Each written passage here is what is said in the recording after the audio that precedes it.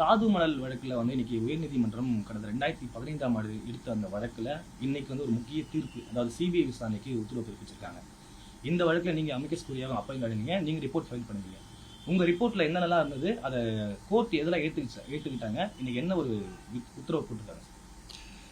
என்னை 28 ஜனவரி 2016ஆம் ஆண்டில் என்ன இந்த வழக்கில் அமிக்கஸ் கியூரி கோர்ட்டுடைய நண்பன்ற முறையில் அப்பாயிண்ட் பண்ணாங்க. 2016லேருந்து இனி வரைக்கும் கூடிய காலகட்டத்தில் முக்கியமாக 4 ரிப்போர்ட் நான் ஃபைல் பண்ணியிருக்கேன். ப்ளஸ் இன்னும் ஒரு ரிப்போர்ட் எல்லாத்தையும் தொகுத்து அதனுடைய சமரியாக மொத்தமாக 5 ரிப்போர்ட் நான் ஃபைல் பண்ணியிருக்கேன். என்னுடைய முதல் ரிப்போர்ட்டில் ஒவ்வொரு ரிப்போர்ட்டும் ஒரு சப்ஜெக்ட் கவர் பண்ணுது. முதல் ரிப்போர்ட்டில் ஃபைல் பண்ணும்போது அப்போ தான் இந்த சப்ஜெக்ட்டு புரிய ஆரம்பிச்சதுனால அது உள்ளே பார்த்துட்டு இருந்தேன். தமிழ்நாட்டில் அது குறிப்பாக அந்த 3 மாவட்டங்களில் கன்னியாகுமரி, திருநெல்வேலி, தூத்துக்குடி, அதில் கடலோர பகுதிகளில் எந்த அளவுக்கு தாது மணல் கொள்ளை நடந்திருக்கு. ஏன்னா அந்த பொதுநல வழக்கில் பயங்கர அளவில் தாது மணல் சூறையாடிட்டு இருக்காங்க. அங்கே ஒரு பெரிய ஸ்கேம் இருக்குன்னு தான் சொன்னாங்க. அது உண்மையா இல்லையா அப்படின்ற ஆராய்வதற்காக என்னுடைய முயற்சியில் ஆரம்பித்தேன். என்னுடைய முதல் ரிப்போர்ட்டில் காண்பிக்கப்பட்டது என்னென்னா, கடந்த 2001லேருந்து 2013 ஆண்டு ஆகஸ்ட் செப்டம்பர் மாதம் வரைக்கும், அது ஏன் ஆகஸ்ட் செப்டம்பர் ஒரு முக்கியம் ஆகுதுன்னா, ஆகஸ்ட் செப்டம்பர் 2013 தான் தமிழ்நாடு அரசாங்கம், அப்பொழுது இருக்கக்கூடிய ஜெயலலிதா அரசாங்கம் தாது மணல் மைனிங்க்கும் சரி டிரான்ஸ்போர்ட்டேஷனுக்கும் ஒரு தடை விதிக்கிறாங்க. அப்போ தான் ககன்தீப் சிங் பேடியை அப்பாயிண்ட் பண்ணி எந்த அளவுக்கு சூறையாடப்பட்டிருக்கு அப்படின்ற பற்றி படிக்கிறதுக்காக அவர் ஒரு கமிட்டி அப்பாயிண்ட் பண்ணுறாங்க. ஆகையால் இந்த பீரியடில் 2001லேருந்து 2013 ஆகஸ்ட் செப்டம்பர் வரைக்கும் இருக்கக்கூடிய காலகட்டத்தில் தாது மணல் மைனிங்கில் எந்த அளவுக்கு முறைகேடு நடந்திருக்கா நடக்கலையா, நடந்திருந்தா எந்த அளவுக்கு அப்படின்றத பற்றி நான் தமிழ்நாடு அரசாங்கம் மைனிங் டிபார்ட்மெண்ட்டுடைய அனைத்து மைனிங் கம்பெனிஸுடைய மாதம் அவங்களுடைய டிரான்ஸ்போர்ட் பர்மிட் கொடுத்துருக்கக்கூடிய டீட்டெயில்ஸை தொகுத்து என்னொரு ரிப்போர்ட் முதல் இதில் தாக்கல் பண்ணேன். அந்த ரிப்போர்ட்டில் என்ன காமிச்சேன்னா, மொத்தமாகவே தமிழ்நாடு அரசாங்கம் டிரான்ஸ்போர்ட் பர்மிட் கொடுத்தது 1.56 கோடி டன் ரா சாண்ட், 1.56 கோடி ரா சாண்ட் மணல் கொடுத்துருக்காங்க. அதை தவிர்த்து பல பீச் அண்ட் மினரல்ஸ் தாது மணல்கள் விற்கப்பட்டிருக்கு. அதில் என்னுடைய ஃபைண்டிங் கம்ப்ளீட்டாக கவர்மெண்ட்டுடைய ஃபிகர் பிரகாரமே அதில் ஒரு 60% கம்ப்ளீட்டாக இல்லீகல்னு அவங்களுடைய ரெக்கார்ட்ஸ், கவர்மெண்ட்டுடைய ரெக்கார்ட்ஸ், மைனிங் கம்பெனிஸ் ரெக்கார்ட்ஸு, ஒவ்வொரு மைனிங் கம்பெனியுடைய மைனிங் லீஸு, மைனிங் பிளான் எல்லாம் பார்த்து கொண்டு அதன் அடிப்படையில் ஒரு பெரிய அளவில் கொள்ளை அடிச்சிருக்காங்க. பர்மிஷன் இல்லாத தாது மணல்களை ப்ராசஸ் பண்ணி விற்றுருக்காங்க, பர்மிஷன் வாங்காமல் விற்றுருக்காங்க, ஏற்கனவே இருக்கக்கூடிய மைனிங் பிளான் எக்ஸ்டெண்ட் பண்ணாமல் விற்றுருக்காங்க அப்படின்றது ஒரு பெரிய ஒரு ஃபிகர் கொடுத்தேன். இது ரொம்ப அதிர்ச்சி ஊட்டக்கூடிய ஒரு ஃபிகர். அது ஒன்று. கூடவே ஒன்று என்ன பண்ணேன்னா, மொத்தமாகவே ரெக்கார்டில் 1.56 கோடி டன் தான் ரா சாண்ட் டிரான்ஸ்போர்ட் பர்மிட் கொடுத்துருக்காங்கன்றது இது ரெக்கார்டில் இருக்குது. ஒவ்வொரு கம்பெனியும் எவ்வளோன்றதுக்கு நான் காமிச்சிருக்கேன். அந்த கம்பெனிஸோட ரெக்கார்ட்ஸ் யாருமே தப்புன்னு சொல்ல முடியல, ஏன்னா அது ரெக்கார்டில் அடிப்படையில் இருக்குது. இதே நேரத்தில் ஒரு குறிப்பிட்ட பெரிய கம்பெனியுடைய ஆட்கள் என்ன பண்ணாங்க, டைரக்டரேட் ஆஃப் அட்டாமிக் எனர்ஜின்னு இருக்குது. இந்த டைரக்டரேட் ஆஃப் அட்டாமிக் எனர்ஜியில் இந்த தாது மணல்கள் 7 வகைப்படும். கார்னட், சிலிமனைட், இலிமனைட், ருட்டைல், லூகாக்சின், ஜிர்கான் அப்படின்னு முதல் 6, கடைசி 7வது மோனோசைட்னு இந்த மோனோசைட் அட்டாமிக் மினரல், இது ரேடியோ ஆக்டிவ் மினரல். நீங்கள் மண் எடுத்தீங்கன்னா அந்த மண்ணில் மோனோசைட் கலந்து தான் இருக்கும். ஆனால் அந்த மண்ணில் அந்த மோனோசைட் ரேடியோ ஆக்டிவிட்டி கிடையாது. அதை ப்ராசஸ் பண்ணி அதில் பல வகையான ப்ராசஸ் பண்ணி ஒரு தாது ஒரு மினரலாக எடுக்கும்பொழுது தான் அது மோனோசைட்டுடைய கான்சன்ட்ரேஷன் அதிகமாகுது. அப்போ அந்த மோனோசைட்டை ஒட்டி அவங்க ஒரு புள்ளி விவரம் கொடுக்குறாங்க கவர்மெண்ட்டுக்கு. யாருக்கு? சென்ட்ரல் கவர்மெண்ட்டில் டிபார்ட்மெண்ட் ஆஃப் அட்டாமிக் எனர்ஜி. அப்போது அவங்க என்ன சொல்கிறாங்கன்னா, நாங்கள் இத்தனை வருஷம் நாங்கள் மொத்தமாக 98 லட்சம் டன் ரா சாண்ட் எடுத்திருக்கோம் அப்படின்னு ஒரு கணக்கு கொடுக்குறாங்க. அதே கம்பெனி உயர்நீதிமன்றத்து உத்தரவு அடிப்படையில் அதே கம்பெனி என்ன பண்ணாங்க, 2006 2007 2016 வரைக்கும் அந்த காலகட்டத்தில் மோனோசைட்டு கலந்த மணல் மணல் வந்து அவங்க எத்தனை ஆயிரம் டன்னுன்னு பார்த்து 80,000 சொச்சம் டன் வந்து நாங்கள் போட்டிருக்கோம். 2006 வந்து 10,000 டன்னு போட்டிருக்கோம். அதில் வந்து மோனோசைட் வந்து 32%. அடுத்த வருஷம் 8,000 டன்னு. 8,000 டன்னில் வந்து நாங்கள் அதில் மோனோசைட் கான்சன்ட்ரேஷன் வந்து 28 அப்படின்னு ஒரு கணக்கு கொடுத்துருந்தாங்க. டிஐகாரங்க என்ன பண்ணாங்க, அந்த கணக்கு எடுத்துட்டு நீ மொத்தமாக 98 லட்சம் டன் நீ எடுத்திருக்க, அந்த 98 லட்சம் டன் வந்து எல்லாத்துக்கும் கான்கிரீட்டா இருக்கு. அதுலேருந்து நீ மொத்தமாக நீ எத்தனை மோனோசைட் உருவாக்கலாம்னா 5,600 5,700 டன்னு தான் மோனோசைட் எடுக்கலாம். ஆனால் மோனோசைட் கலந்த இந்த டெய்லிங்ஸ் அப்படிம்பாங்க, அது இருக்கக்கூடியதுலேருந்து 80,000 டன்லேருந்து உங்களால் வந்து 23,000 சொச்சம் டன் மோனோசைட் எடுக்கலாம்னு சொன்னாங்க. இப்போ என்ன சொன்னாங்க, ஒரு பக்கம் அதே கம்பெனி கொடுத்துருக்கக்கூடிய அதே விவரங்கள் அடிப்படையில் ஒரு பக்கம் என்ன ஆகுதுன்னா 5,600 டன் தான் மோனோசைட்டு. ஆனால் அதே கம்பெனி கொடுத்துருக்கக்கூடிய மோனோசைட் டெய்லிங்ஸோடைய கணக்கு பார்த்தீங்கன்னா 23,000 டன். இதுக்குள்ளே இருக்கக்கூடிய வித்தியாசம் எப்படி நீ பதில் சொல்லணும்னு சொன்னாங்க. ஆனால் டிஐ என்ன இது வந்து அஃபிடேவிட்டில் போட்டிருக்காங்க. டிஐ சொன்னதில் வந்து ஒரு சிக்கல் என்னன்னா, ஒரு டன்னு நீங்கள் மணல் எடுத்தீங்கன்னா அதில் மேக்சிமம் 1.13% தான் அதில் வந்து 2% வச்சுக்கோங்க, அதிகமாக வச்சா கூட மோனோசைட் கிடைக்கும். சரியா? அப்போ ஒரு டன் எடுத்தீங்கன்னா 2% தான் வந்து உங்களுக்கு மோனோசைட் கிடைக்கும்னா, அப்போ 23,000 டன்னு மோனோசைட்டுக்கு எவ்வளோ மண்ணுன்னு ரிவர்ஸ் கால்குலேஷன் பண்ணணும். அந்த ரிவர்ஸ் கால்குலேஷன் நான் பண்ணி என்னுடைய முதல் ரிப்போர்ட்ல என்ன சொன்னேன்னா, மொத்தமாக எடுத்திருக்கக்கூடிய மண் அது அந்த 23,000 டன் மோனோசைட் கிடைக்கும்னு சொல்லிருக்கக்கூடிய டிஐயோடைய ரிப்போர்ட் அடிப்படையில் திருப்பி நீங்கள் பேக் சைட் கால்குலேஷன் பண்ணீங்கன்னா குறைஞ்சபட்சம் 3-4 கோடி டன் மணல் எடுத்திருந்தாதான் உங்களுக்கு 23,000 டன்னு கிடைக்கும். இல்லை 80,000 டன்னு கலந்து இருக்கணும் அப்படின்னு நான் கொடுத்தேன். இந்த கால்குலேஷன் மெத்தட் வந்து டிபார்ட்மெண்ட் ஆஃப் அட்டாமிக் எனர்ஜி வந்து ஹைகோர்ட்டில் அஃபிடேவிட்டில் அவங்க சொல்லியிருக்காங்க இது கரெக்டு, இந்த மாதிரியான ரிவர்ஸ் கால்குலேஷன் வந்து தவறு இல்லை அப்படின்னாங்க. ஏன்னா எல்லா மைனிங் கம்பெனிஸும் என்ன சொன்னாங்கன்னா இது தவறு, இது வந்து அன்சைன்டிஃபிக், இது வந்து சரியான முறை இல்லை அப்படின்னு சொன்னாங்க. இது வந்து டிஐ அவங்க தான் இந்த சப்ஜெக்டில் எக்ஸ்பர்ட், அவங்க சொல்கிறாங்க கரெக்டுனாங்க. இப்போ உயர்நீதிமன்றம் சொல்லிடுச்சு இந்த மெத்தடே கரெக்டு தான். சட்ட ரீதியாக நீங்கள் பார்க்கும்போது 2 வகை இருக்குது. அது வந்து சயின்டிஃபிக் பேசிஸில் கரெக்டாக அது ஒன்று, லீகல் பேசிஸில் உண்டா கரெக்டாக இல்லையான்னு 2வது, ரெண்டுமே கரெக்டுன்னு சொல்லிட்டாங்க. இப்போ இது மிகப்பெரிய ஒரு மோசடி, இது முறைகேடு. இதுல வந்து அரசியல் கட்சிகளுடைய தொடர்போ இல்ல வந்து அதிகாரிகளுடைய ஒத்துழைப்பு இல்லாம இவ்வளவு பெரிய விஷயம் நடந்திருக்கான்னு சொல்லி நீதிமன்றம் சொல்லியிருக்கு. ஸோ அதனால அவங்க மேல ஆக்ஷன் சொல்லியிருக்காங்க. இப்போ இதுல இருந்து நீங்க வந்துட்டு ஒரு விசாரணை பண்ணிருக்கீங்க, நீங்க என்ன மாதிரி சவால்ல சந்திச்சீங்க? சிக்கலான கேள்வி கேட்குறீங்க. பல வகையான சவால்கள் இருந்துச்சு. டாக்குமெண்ட்ஸ் கிடைக்கும், டாக்குமெண்ட்ஸ் கிடைக்காது.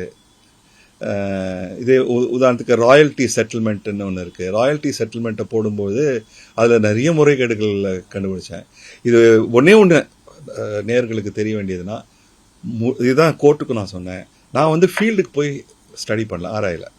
அந்த நிலைமை என்ன, முழுக்க கவர்மெண்ட் கொடுத்துக்கூடிய டாக்குமெண்ட்ஸு, மைனிங் கம்பெனிஸ் கொடுத்துருக்கூடிய டாக்குமெண்ட்ஸ் வச்சு தான் நான் என்னுடைய ஸ்டடியை என்னுடைய ஆராய்ச்சி பண்ணி நான் கோர்ட்டுக்கு நான் இது பண்ணேன்.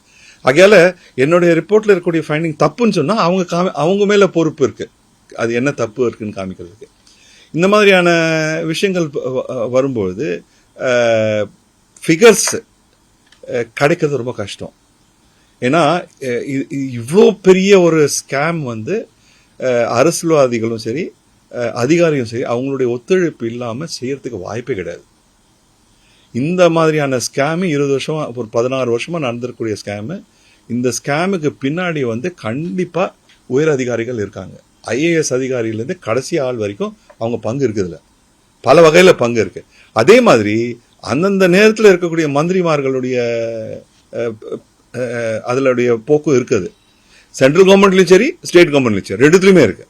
சரியா? அதனால அவங்களுடைய பங்கு இல்லாமல் அது நடக்குது. சும்மா ஒரு லோக்கல் ரெவன்யூ இன்ஸ்பெக்டரு, ஒரு விஏஓ, லோக்கல் ஹெட் கான்ஸ்டபிள், இல்லை சப் இன்ஸ்பெக்டர், இன்ஸ்பெக்டர் அவங்கள வச்சு இது பண்ண முடியாது. ஏன்னா இது பெரிய, இது ஒரு நாட்டளவில் இருக்கக்கூடிய ஒரு பெரிய ஸ்கேம். அது சின்ன ஒரு லோக்கல் ஏரியாவோட ஸ்கேம் இல்லை. ஆகையால் அவங்களுடைய பங்கெல்லாம் இருக்குது. அவங்கெல்லாம் வந்து கேட்டால் விவரம் கொடுப்பாங்களான்றது ஒரு டவுட்ஃபுல். அது எல்லாருக்கும் தெரிஞ்ச விஷயம். இந்தியாவில் குறிப்பாக இப்போ தமிழ்நாட்டிலையும் சரி இருக்கக்கூடிய கரப்ஷனும் பயங்கர லெவலில் போயிருக்கு. ஒவ்வொரு துறையிலும் இப்போ கரப்ஷன் வந்து நார்மலைஸ் ஆகிடுச்சு. காசு கொடுத்தாதான் உண்டுன்ற ஒரு நிலைப்பாடை கொண்டு வந்துட்டாங்க. ஆகையால் இந்த மாதிரியான பின்னணியில் வந்து நீங்கள் டாக்குமெண்ட்ஸ் தேடணும்னா பெரிய கஷ்டம். ஸோ ஒரு சிரிப்பான ஒரு விஷயம் உங்ககிட்ட சொல்லணும்னா, இதே கேஸில் 2016 ஆண்டு வந்து நான் அப்பாயிண்ட் பண்ணும்போது எனக்கு இந்த கேஸை பற்றி ஒன்றுமே தெரியாது. இதுக்கு முன்னாடி எனக்கு முன்னுதாரணம் இல்லை. எனக்கு கம்ப்ளீட்டாக புதுசாக தான் ஆரம்பித்தேன். அப்போ வந்து இவ்வளோ பெருசாக போகணும்னு நான் யோசிக்க கூட இல்லை.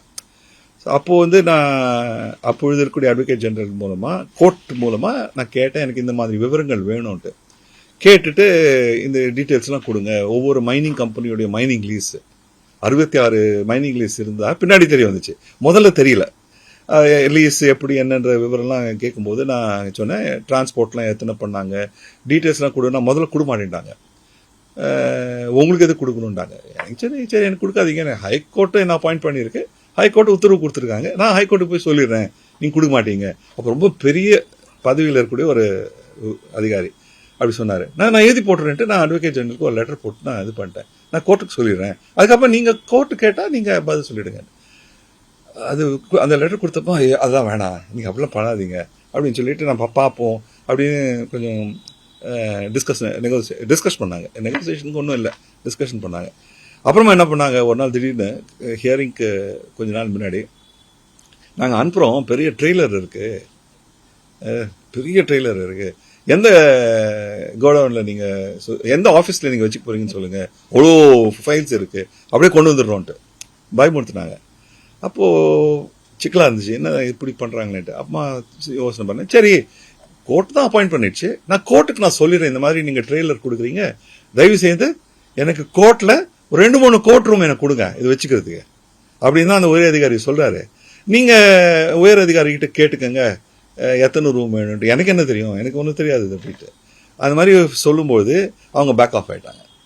இதுக்கு அப்பொழுது இருக்கக்கூடிய சீஃப் ஜஸ்டிஸ் ரொம்ப ஸ்ட்ரிக்டான சீஃப் ஜஸ்டிஸ், அங்கே போயிட்டு சிக்கல் ஆகிடுன்னு சொல்லிட்டு அப்புறமா தான் கொடுக்க ஆரம்பித்தாங்க. அதெல்லாம் சொல்லணும்னா இந்த மாதிரியான சிக்கல்கள் வரும், பியூரோக்ரஸிலேருந்து பயங்கரமான சிக்கல்கள் வரும். அதையும் மீறி கொஞ்சம் உங்களுடைய கிளவர்னஸ் அடிப்படையில் அவங்களோட பேசி பர்சுவேட் பண்ணி எடுத்தால் தான் உண்டு. இது ஒரு சிக்கலான விஷயம். பல வகையான மற்ற சிக்கல்களும் இருந்துச்சு. ஏன்னா இவ்வளோ பெரிய ஸ்கேம் நடக்கும்போது அதனால் பாதிக்கப்பட்ட மக்கள் வந்து சும்மா இருக்க போகிறதில்ல. நவம்பர் 2016 ஆண்டுலேருந்து கம்ப்ளீட்டாக எக்ஸ்போர்ட் எல்லாம் நின்று போயிடுச்சு. ஒரு பெரிய தொழில் ரீதியாக இருக்கக்கூடியதெல்லாம் கம்ப்ளீட்டாக நின்று போயிடுச்சு. அதனால சில சிக்கல்கள் இன்னல்கள்லாம் வந்துடுச்சு. அதையும் மீறி நம்ம முன் வந்துட்டு இப்போ கேஸ் முடிஞ்சிருச்சு. அதனால் அதை பற்றி இப்போ பேசுறதுக்கு தேவையில்லை. ஆனால் வரப்போகிற காலகட்டத்தில் இளம் வழக்கறிஞர்கள், சமூக போராளிகள் இதெல்லாம் தெரிஞ்சுக்க வேண்டிய இருக்குது. இதெல்லாம் நம்ம இந்த மாதிரியான வழக்குகள் சிக்கல்களை எடுக்கும்போது நம்ம வந்து காமன் சென்ஸ் பேசிஸில் இதை அணுகிறது ரொம்ப ரொம்ப அவசியம். விரக்தியில் ஒன்றுமே நடக்காது, ஒன்றுமே பண்ண முடியாது அப்படின்னு விட்டுறக்கூடாது. அதுக்கு ஒரு வழியை கண்டுபிடிச்சு நம்ம எடுத்துகிட்டு போனால் தான் இதுக்கெல்லாம் தீர்வு காண முடியும். இப்போது இந்த ஒரு முறைகேடுனால நம்மளுடைய என்வாயன்மெண்ட்டுக்கு என்ன மாதிரி பாதிப்பு ஏற்பட்டு? நீங்கள் பாருங்களேன், இப்போது ரெக்கார்ட் பிரகாரம் 1.56 கோடி டன் ரா சாண்ட் எடுத்ததாக சொல்கிறாங்க. ககன்தீப் சிங் பேடி அவர் வந்து 2013 ஆண்டும்போது ஒவ்வொரு இடத்துக்கு போயிட்டு ஆராய்ச்சி பண்ணார். அவர்கிட்ட வந்து ஒரு 80 ஆஃபீஸர்ஸ் இருந்தாங்க, பல டிபார்ட்மெண்ட்ஸ்லேருந்து வந்திருக்க ஆஃபீஸ் இருந்தாங்க. ஒரே ஆஃபீஸர்ஸ் மாதிரி இல்லை. அவர் ரொம்ப ரொம்ப சிறப்பான ஒரு முறையை கையாண்டார். அது வந்து ட்ரையாங்குலேஷன் மெத்தட்னு ஒன்று. எப்படி பண்ணார்னா 3 டீமாக பிரித்தார். இப்போது இந்த இடத்துல ஒரு லீஸ் இருந்துச்சுன்னா ஒரு டீம் 15-20 பேர் அங்கே போய் பார்ப்பாங்க. பார்த்துட்டு அன்றைக்கி வந்து ரிப்போர்ட் கொடுப்பாங்க. அந்த ரிப்போர்ட்டை சீல்டு கவரில் போயிடும். அடுத்த நாள் 2வது டீம் போகும். 2வது டீம் வந்து ஃபர்ஸ்ட் டீம் என்ன ரிப்போர்ட் கொடுத்துருக்காங்க தெரியாது, அதே இடத்துக்கு அவங்க ரிப்போர்ட் கொடுப்பாங்க, அதுவும் சீல்டு கவரில் இருக்கும். 3வது நாள் 3வது டீம் போகும். ஸோ 3 டீம் போயிடுச்சு. ஒரு டீமுக்கும் முன்னாடி இருக்கிற டீம் என்ன கொடுத்துருக்காங்க தெரியாது. இவங்க ஏதாவது தப்பு பண்ணானா வெளியே வந்துடும். 4வது முறையாக ககன்தீப் சிங் பேடியுள்ள உயர்மட்ட குழு வந்து அங்கே போய் பார்க்கும். 3 ரிப்போர்ட்டும் பார்த்து அது அடிப்படையில் ஏதாவது சிக்கல் தவறுகள் இருக்கிறதுக்கு வாய்ப்பு இருக்குது, பட் தவறுகளை நிவர்த்தி செய்கிற மாதிரி பண்ணும். இந்த மாதிரியான ரொம்ப ஒரு சயின்டிஃபிக் மெத்தட், ட்ரையாங்குலேஷன் மெத்தடை யூஸ் பண்ணதுனால அந்த டேட்டா ரொம்ப கரெக்டாக இருந்துச்சு. அவருடைய டேட்டா பிரகாரம் 1.05 கோடி டன் ரா சாண்ட் மணல் காணாமல் போயிருக்கு. ஏற்கனவே 1.56 கோடி டன் வந்து டிரான்ஸ்போர்ட் பர்மிட்டில் போயிருக்கு. அது 1.56 அது மேலேயான்றதுல ரெக்கார்டில் 1.56. ககன்தீப் சிங் பேடி வந்து 1.05 crore டன்ஸ்ன்றாரு. என்னுடைய இன்னொரு டன் நான் ஏற்கனவே சொல்லிட்டேன், 3 4 கோடி டன் போயிருக்கும் அப்படின்னு சொன்னாங்க. சத்யபிரதா சாஹூ வந்து போயிட்டு அவர் ஒரு ஸ்டடி பண்ணார் 2018. என்ன நான் ரிப்போர்ட் கொடுத்து நான் என்னுடைய அறிக்கையில் சொல்லியிருந்தேன், அங்கே கண்டிப்பாக இன்னும் போயிட்டு இருக்கு. பேனுன்னு சொல்றாங்க, பேன் எல்லாம் ஒண்ணுமே இல்லை, நல்லா போயிட்டு இருக்கு.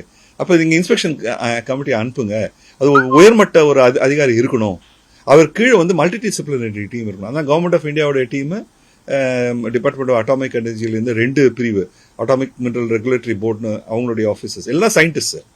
2வது அட்டாமிக் மினரல் டைரக்டரேட்னு வந்தாங்க, கவர்மெண்ட் இது மினிஸ்ட்ரி ஆஃப் மைன்ஸ்லேருந்து அதிகாரிங்க வந்தாங்க, இங்கே இருக்கக்கூடிய மைனிங் டிபார்ட்மெண்ட்ல இருக்கிற அதிகாரிங்க வந்தாங்க. நல்ல டீமாக இருந்துச்சு.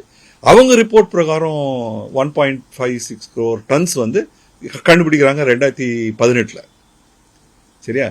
இப்போ அதன் அடிப்படையில் நான் என்னுடைய 3வது ரிப்போர்ட்டில் நான் 4வது ரிப்போர்ட்டில் என்ன சொன்னேன்னா, இவ்வளோ கண்டுபிடிக்கிறாங்க, இது உற்பத்தி செய்யறதுக்கு குறைஞ்சபட்சம் 6-7 கோடி டன் மண் தேவை.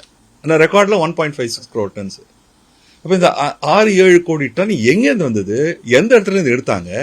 சும்மா வந்து கடலூர்லையும் சென்னையிலையும் எடுக்க முடியும், ஏன்னா அந்த மண்ணில் அது கிடையாது. அந்த தாது மணல்ன்றது இந்த 3 மாவட்டங்களில் தான் இருக்கு. ஆகையால எங்கேருந்து எடுத்திருப்பாங்க? கண்டிப்பாக கண்பூசி எல்லாம் மூடி மறைச்சிருக்காங்க. அப்போ நீங்கள் யோசிச்சு பாருங்க, அந்த கடலோர பகுதியில் கோடி கணக்கில் மண் எடுத்தாங்கன்னா சுற்றுச்சூழலுக்கு என்ன பாதிப்பு இருக்கும், மீனுக்கு என்ன பாதிப்பு இருக்கும்? நிறைய ரிப்போர்ட்ஸ் வந்திருக்கு.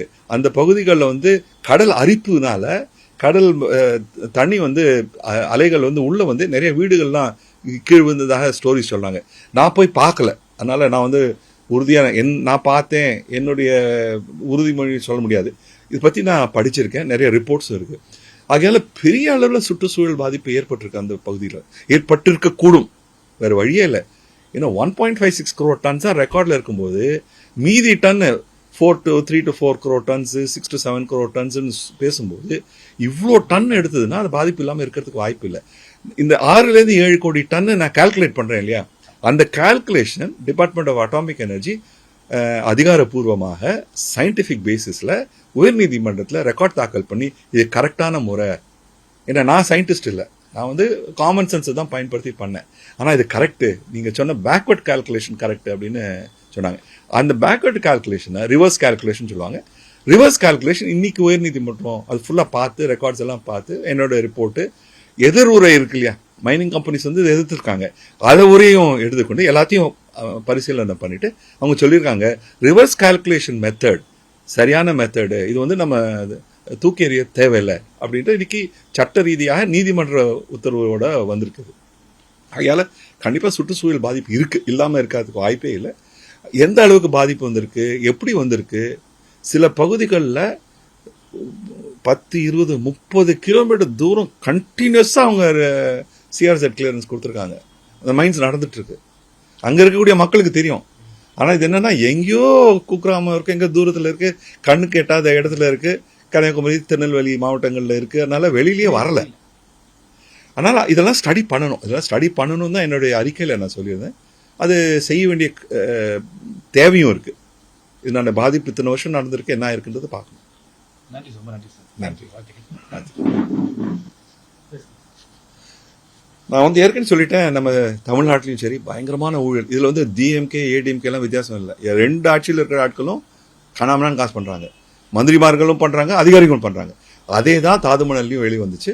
தாதுமணல்ல வெளிச்சமாக அதிகாரப்பூர்வமாக டேட்டா ஃபிகர்ஸோட வெளியில வந்திருக்கு. இது ஒரு உண்மை, இது கசப்பான உண்மை, ஆனால் அதான் உண்மை. இன்னைக்கு ஊழல் நடக்கிறதுனா மக்கள் வந்து விழிப்புணர்வோடு இல்லைன்னா அது ஒன்றும் செய்ய முடியாது. அதே நேரத்தில் இந்த சிஸ்டம்ல இருக்கக்கூடிய அனைவரும் தப்பு பண்றாங்கன்னு சொல்ல முடியாது. இந்த வழக்கில் ரொம்ப தெளிவாக வந்திருக்கக்கூடிய என்ன விஷயங்கள்லாம், உள்ள இருக்காங்க 5%, 10% தான் இருக்கலாம் மொத்தமாக இருக்கிற பார்க்கும்போது. ஆனால் அந்த 5%, 10% மனசாட்சியுடன் வேலை செய்யக்கூடிய அதிகாரிகள் இருக்காங்க. அந்த அதிகாரிகள் வச்சிருக்கக்கூடிய ரெக்கார்ட்ஸ் தான் நான் பார்த்தேன். அவங்க அந்த ரெக்கார்ட்ஸ் கொடுக்கலன்னா பே ஆஃப் பெங்காலில் அப்படியே மூழ்கி கண்டுபிடிக்கிறதுக்கு வாய்ப்பு கிடையாது. அவங்க வச்ச ரெக்கார்ட்ஸ்னால ப்ளஸ் அவங்களும் ஹெல்ப்பும் பண்ணாங்க. நிறைய பேருடைய பணி இதில் இருக்கு. நான் வந்து அவங்களுக்கு வந்து ஒரு வாய்ஸாக தான் இயங்கினேனே ஒழிய அவங்க பண்ணியிருக்கக்கூடிய பணியை வந்து ரொம்ப பெருசாக நான் சொல்ல வேண்டியிருக்கு. யார் பண்ணாங்க எப்படி பண்ணாங்கன்னு சொல்ல முடியாது. ஏன்னா பல பேர் இன்ஃபர்மேஷன் கொடுத்தாங்க.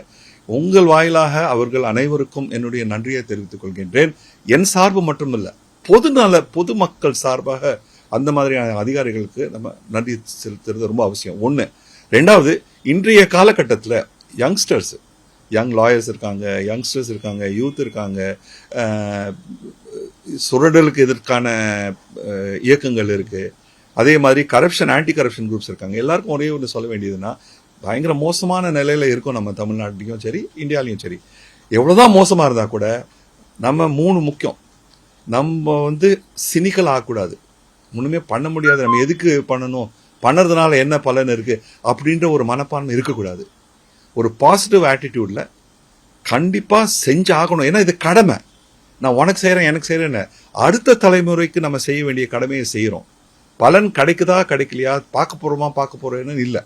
இப்போ இதே கேஸ்ல பாருங்க, 9 வருஷம் ஆயிடுச்சு. நான் வந்து அப்பாயிண்ட் ஆன 28 ஜனவரி 2016 என்னுடைய கடைசி ரிப்போர்ட் வந்து 27 ஜனவரி 2025 நான் சப்மிட் பண்ணேன் கோர்ட்ல. கரெக்டா 9வது வருஷம் முடியறனாலே. ஆரம்பிக்கும் போது இத்தனை வருஷம் போகணும் எண்ணி கூட பார்க்கல, எதிர்பார்க்கவே இல்லை, இவ்வளவுலாம் நடக்கணும் எதிர்பார்க்கல. ஆகையால கண்டிப்பா ஒரு பாசிட்டிவ் ஆட்டிடியூட்ல பண்ணணும், இது கடமை என்ற ஒரு உணர்வோட மற்றவர்களுடன் சேர்ந்து கைகோர்த்து பல ஆட்களுடன் சேர்த்து, ஏற்கனவே சொல்லிட்டு ஒரு 5-10% ஆஃபீஷியல்ஸ் எல்லாம் வந்து ஆனஸ்டா தான் இருக்காங்க. அவங்களோடையும் சேர்ந்து நம்ம சமுதாயத்தை மாற்று வழியில இறங்குறது ரொம்ப அவசியம். இது வந்து ஒரு நாள் 2 நாள்ல இந்த ஊழல் வரல, அதனால ஒரு நாள் 2 நாள்ல போறது இல்லை. இப்போ ஊறி போயிடுச்சு. மக்கள் வந்து இப்போ ஓட்டிங் டைம்லையும் காசு வாங்கி தான் ஓட் போடுறாங்கன்னு தெரியும். ஆனா மாற்ற வேண்டிய பொறுப்பு நம்ம அனைவரிடம் இருக்கின்றது. இந்த பணியில இளைஞர்கள் இறங்கணும்.